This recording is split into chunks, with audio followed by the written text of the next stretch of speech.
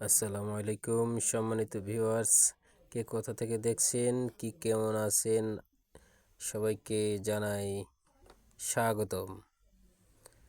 আজকের বসন্তর দিনে চলছে রমজানুল মোবারক, আর প্রাকৃতিক অবস্থা খুবই সুন্দর, রৌদ্রোজ্জ্বল এবং আবহাওয়াটি একদম ফুরফুরে, যেখানে শরীর ও মন একদম সতেজ হয়ে যায়।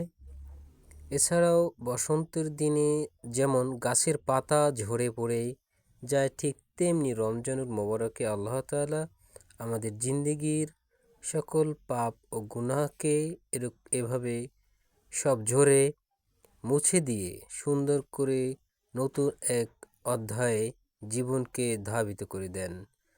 ঠিক তেমনি আমাদের সকলার উচিত রমজানুল মোবারক সুন্দরভাবে রমজানের রোজা রাখা, সিয়াম সাধনা, যা আমাদের জীবনকে সুন্দর ও সার্থক করে তুলবে ইনশাআল্লাহ।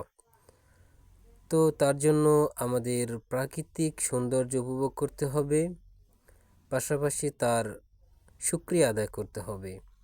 এই রমজানে বেশি বেশি ইস্তেগফার পাঠ করতে হবে ও দুরূদ শরীফ পাঠ করতে হবে, যাতে আমাদের আল্লাহ তাআলা মাফ করে দেন, এই কামনাই করি।